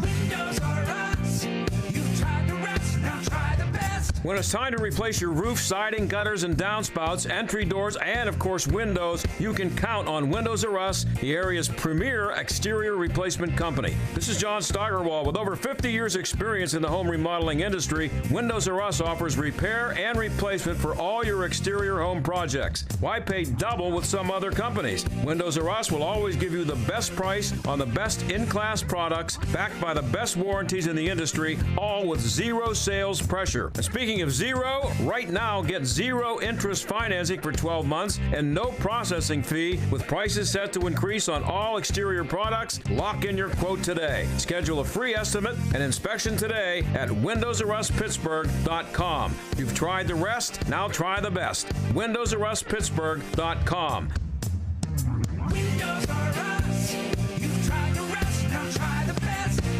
Hi, my name is Ryan Bourne. And I'm Danica Bourne. And we're the owners of South Coast Tax. We would like to thank our Lord for protecting us from evil. Psalm 91 states, He is my refuge and my fortress, for He will rescue us from every trap and protect us from deadly disease. South Coast Tax are Christian-based tax accountants and attorneys who specialize in releasing bank levies, wage garnishments, and filing complex tax returns. We are the leaders in acceptance of offers and compromise with awesome results. We are also a small firm who will treat you like family and not just a number. Call us today at 1-800-TAX-3156 for a free consultation, and we'll take the time to explain all of the programs that you qualify for in order to allow you a fresh start. In John 8:36, so if the Son sets you free, you will be free indeed. And one way we can achieve that is by being debt-free. So let us help you today. Call us at 1-800-TAX-3156, and together we can help achieve this goal by putting the IRS tax debt behind you for good. Again, that number is 1-800-TAX-3156. You could win $5,000 and bless an organization with $5,000 in your name when you enter the Kindness Challenge. Share your kindness with others. Go to wordfm.com to enter. That's wordfm.com. Something you probably do know. Progressive can not only offer you a great price when you bundle home and auto, they offer you round-the-clock protection. Something you probably don't know, the average garage door is made up of 1.3 millimeter aluminum panels. Something you probably do know, your neighbor likes to tinker with his dirt bike. Something you probably don't know, a runaway dirt bike can take out your garage door and a good portion of your car bumper. Bundle your home and auto with Progressive and get more than a great price. Get round-the-clock protection. Something you know for the things you don't know. Coverage from Progressive Casualty Insurance Company, affiliates, and third-party insurers, and subject to policy terms. Bundle discount not available in all states or situations. We are everywhere on your radio at 101.5 WORD-FM Pittsburgh, at wordfm.com, the Word FM mobile app, iHeart, TuneIn, and Odyssey.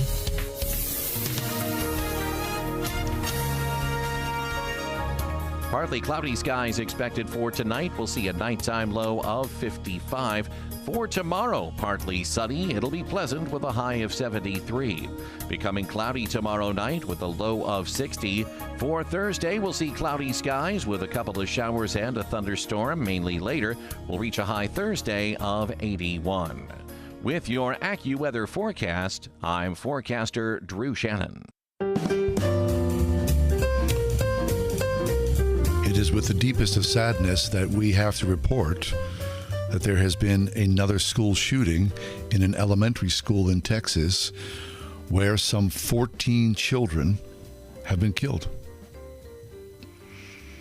Apparently, a Texas gunman who was 18 years of age walked into an elementary school in a small town west of Dallas, fleeing apparently from the border control after he had killed his grandmother, barricaded himself inside this school, and then proceeded to massacre these children along with one teacher. Many other children have also been shot. They have been taken to area hospitals. No word on their conditions as of yet. But for as long as Kath and I have been sitting in these chairs, many years, past a decade, this is again another mass shooting, and of course the second shooting in Newtown, Connecticut, where large numbers of innocent children have also been killed. This comes, a week away from the shooting in Buffalo, New York, where 10 people were killed in a supermarket. But the lowest of the low, the horror of it all, and it's hard to, put a scale of horror on these mass shootings. But children? Really? Children killed in their school? What is wrong with us in this country that we allow this to happen again and again and again? What is wrong with us? How have we lost our minds? And you know as well as I do, this will quickly become political. But just take a moment, wherever any of us are at this moment, and pray for those families that they sent their children to school this morning, and now they'll come back in a box. How can this be in this country today? How can we allow this to happen?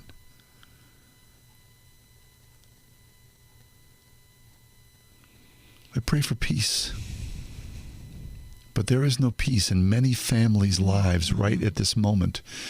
Instead, there is wailing, tears pouring out of the mothers and fathers, the grandmothers and grandmothers, the aunts and the uncles, the friends, the neighbors, the community. People will be gallons of tears pouring out of people's eyes at children who will never come back again. Because our sickness is so deep that this happens over and over again. The story is just breaking. Details are spare. But we had to report this news. We'll step away. Please stay with us. But first and foremost, please pray now.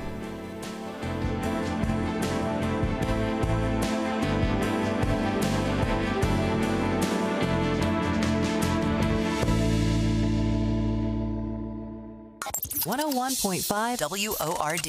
I won! Yes! And we want you to win too. So sign up to receive our contests and sweepstakes update. Each Friday, you can see new opportunities to win. We regularly give out prizes from books, music, and merchandise to household items, even vacation trips or car payments. Stay up on all the fun. Subscribe to our contests and sweepstakes update, mailed each Friday. Sign up today at wordfm.com/subscribe. Is your prostate waking you up more often than your alarm clock? The fact is, the older you get, the more likely you'll have prostate problems, which can affect your everyday life. That's where Prostate Complete by Real Health comes in. Prostate Complete is the result of 20 years of experience as a leader in men's health. The powerful formula in Prostate Complete supports natural prostate function and reduced urinary urges for a better quality of life. Available at Walmart. Visit prostateoneperday.com for special offers. These statements have not been evaluated by the FDA. This product is not intended to diagnose, treat, cure, or prevent any disease. Telling Bibleless, persecuted believers no, that's one of the hardest things we do at Bible League. Hey, it's Michael Woolworth, and I want to give you an update on our campaign Stand With Them. You know, Paul wrote, the persecuted, they may be persecuted, but they're not abandoned, struck down, but not destroyed. You know, for weeks we've been telling you about Christians who are praying for Bibles in order to endure and persevere. Ahmad is in Malaysia. He's a civil engineer, was beaten. When he came to Christ, he's praying for a Bible. Adesh is in Nepal. He's a tour guide near the Himalayan mountains. He was beaten, but he's praying for a Bible in the Nepalese language. And then Einar is in Zimbabwe. She's a widowed mother of 3. Her husband was killed by the Boko Haram regime. She's not praying for an end to her suffering. She's praying for a Bible. We're in the final week of the campaign. We end Sunday, and we are far from our goal of sending 5,000 Bibles to the persecuted church. So at $5 a Bible, would you call 800-YES-WORD? 800-YES-WORD. 800-YES-WORD, or give at wordfm.com. And from all of us at Bible League, God bless you for caring. The Mechanical Services Company. Trusted, proven, preferred for all mechanical systems. Heating and air, our team has got you covered. Maintenance, service, installs and repair. Call us when you need comfort. Online at tmschvac.com. The Mechanical Services Company. Trusted, proven, preferred. How does the loss of memory affect our spiritual life? How can the church more effectively care for families touched by Alzheimer's? Find out June 16th as Trinity School for Ministry presents Experiencing Alzheimer's, Forgetful but Not Forgotten, a special event with Dr. Carol Harold, MD. By improving our understanding of the changes in thinking and behavior caused by Alzheimer's, we can more effectively address the needs of those with it. Cost just $25. Register now at tsm.edu/interterms.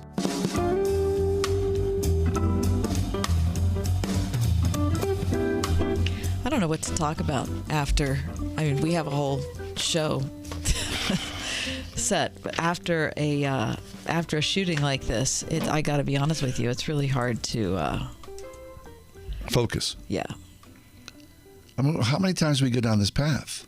I don't know. And I can't understand why there aren't enough adults, and I mean it, adults, who can talk about this issue without the politics that creep into it, and without having to finger pointing, protect their own issue.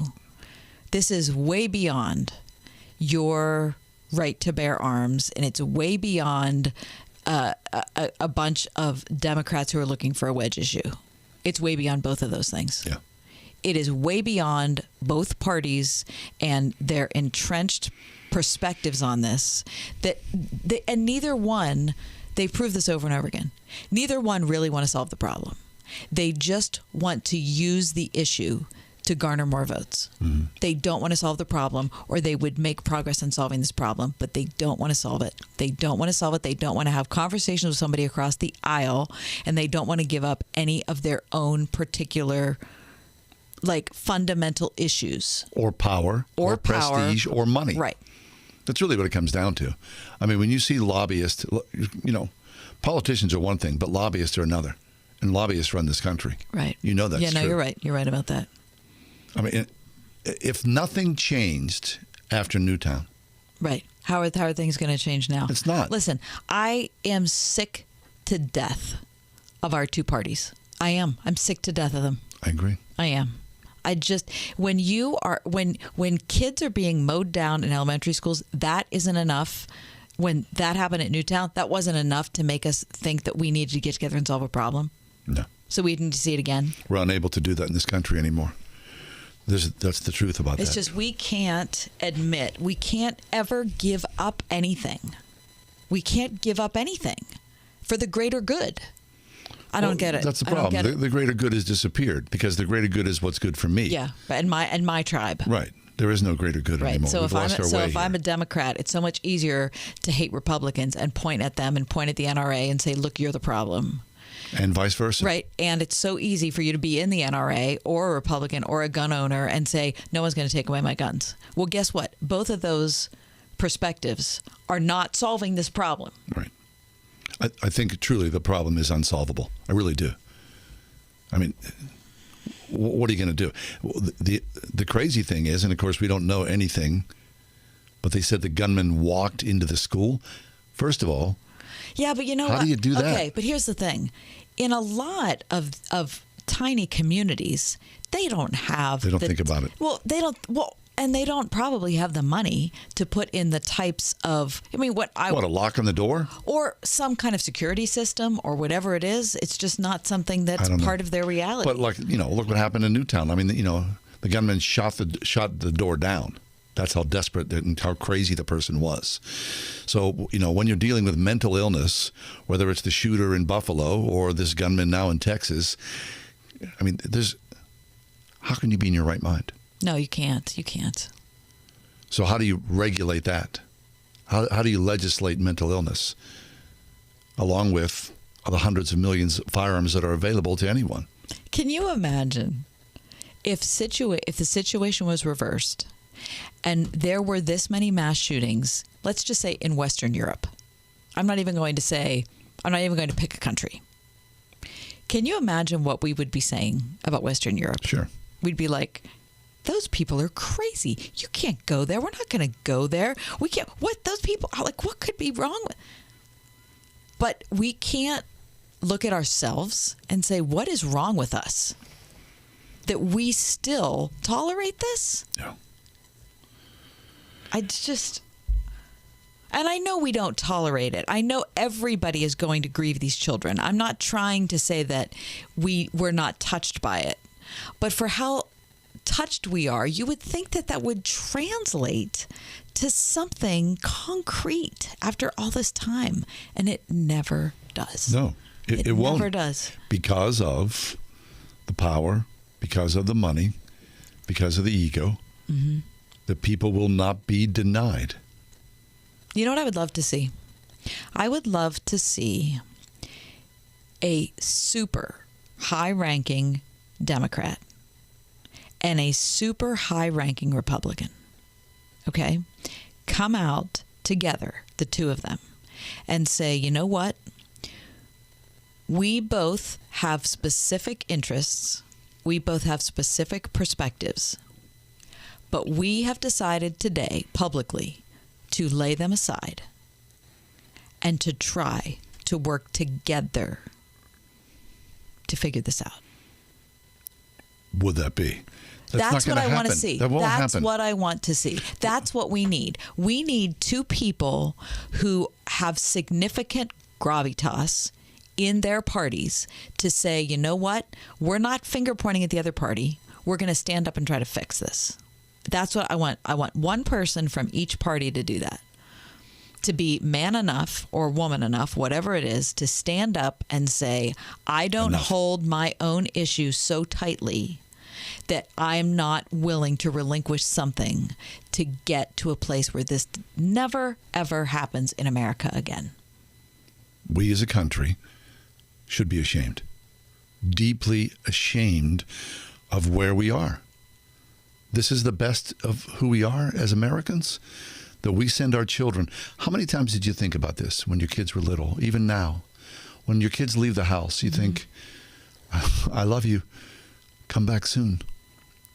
And for those parents this morning who's kissed their children goodbye, they'll never see them again, they're gone forever. How can you wrap your mind around something like that?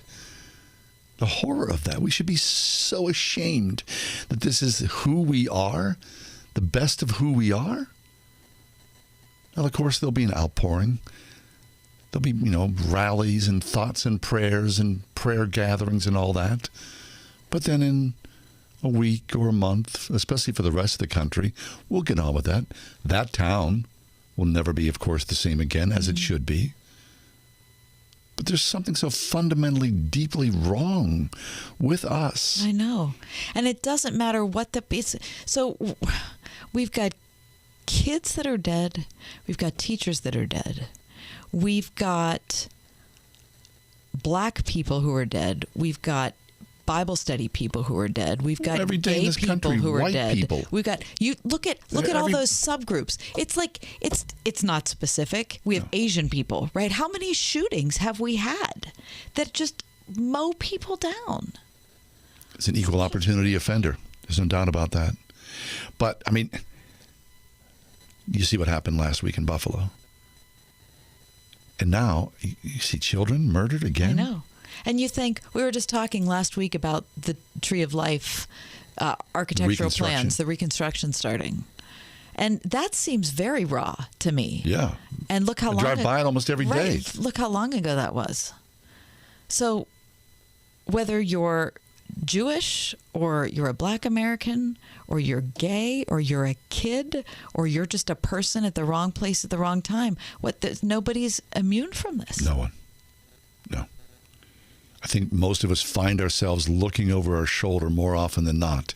And when you hear a car backfire or a fireworks go off, you hold your breath for a second. God help. Because you hear the gunshots, in the distance.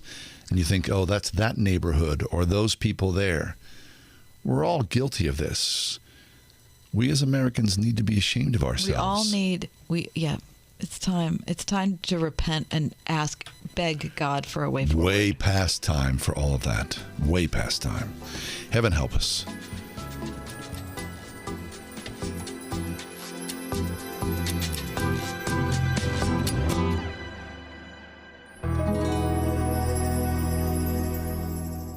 Sharing sides is good. Getting enough so you don't have to? That's finger licking good. Choose 3 large KFC sides, like secret recipe fries or creamy mac and cheese with 8 pieces of tenders or fried chicken when you get KFC's Side Lovers Meal. Order now on the KFC app. Prices of participation may vary. Remember the starter home? Young marrieds or singles just starting out in life, buying that first house? We did it. I bet you did too. Wasn't that a glorious feeling? It sure beats renting. Sadly, starter homes have basically vanished because, as we all know, housing prices have gone through the roof. The good news in all this? Cash out refinance. Now, if you bought a starter home or any home within the past decade, you're sitting on a gold mine. Reinvest in your home. Cash out the equity in your home and do something awesome. Get rid of your debt. Cash out refinancing makes sense because United Faith Mortgage is the preferred lender here at Word FM. Their commitment to us is because they are us. Faith and family is who they are, and that's a big deal. Plus, United Faith Mortgage has the direct lender advantage, and that's big. Plus, they'll pay $500 of your appraisal fee on your refinance.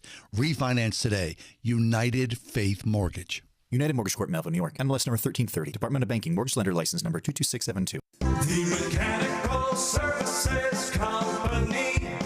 Trusted, proven, preferred. If you can fix the big stuff, you can fix the small stuff. The Mechanical Services Company has fixed HVAC systems large and small for over 100 years. For fair treatment, expert service, and affordable solutions 24/7, 365. Find them online at tmschvac.com. The Mechanical Services Company.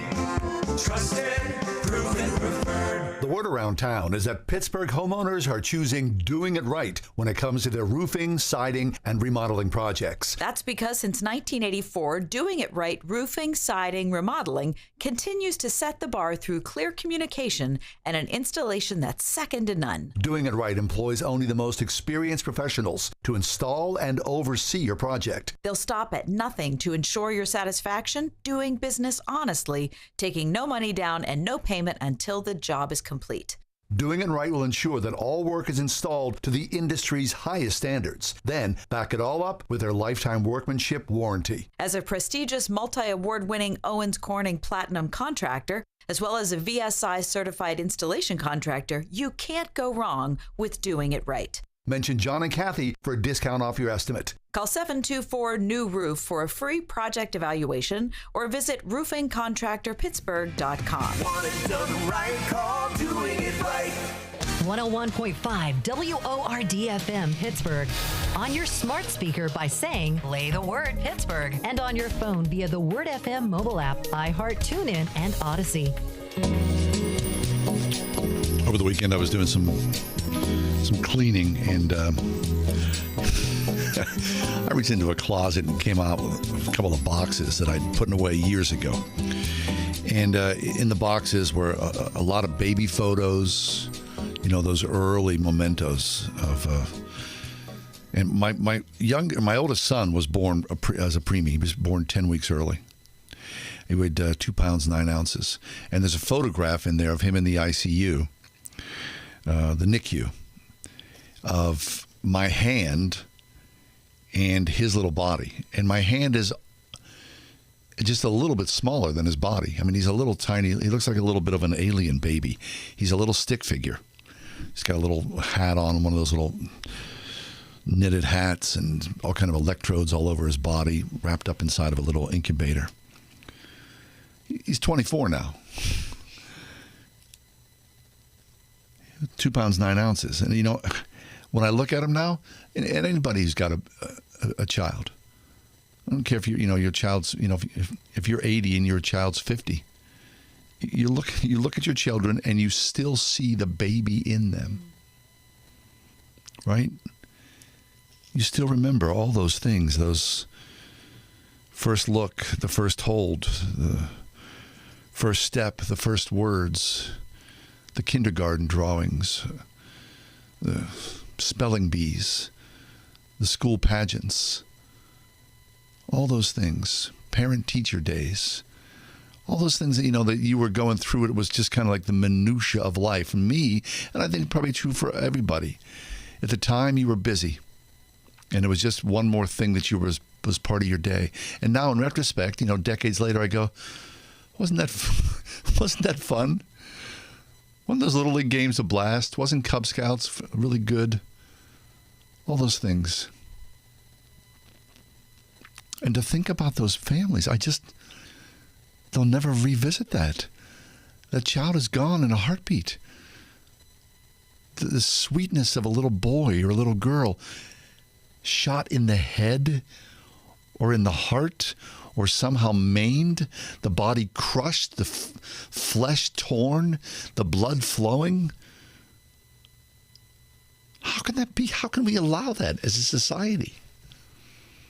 That we put our children in meat grinders and we all nod our head and go, Yeah, that's what it is to be alive in the 21st century in the United States of America, where we crush our children.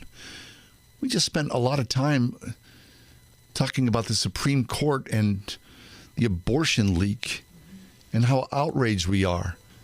And then when it comes to guns and babies, we go, oh, yeah, that's what it is.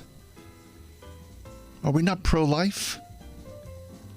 Do we not hold God's creation, the single cell forward from the moment of fertilization to the last beat of the heart? Don't we not hold that precious? What is wrong with us? Pray for peace, sanity, courage, that we address ourselves, that we look in the mirror and go, we are broken. How do we fix ourselves? Lord, help us.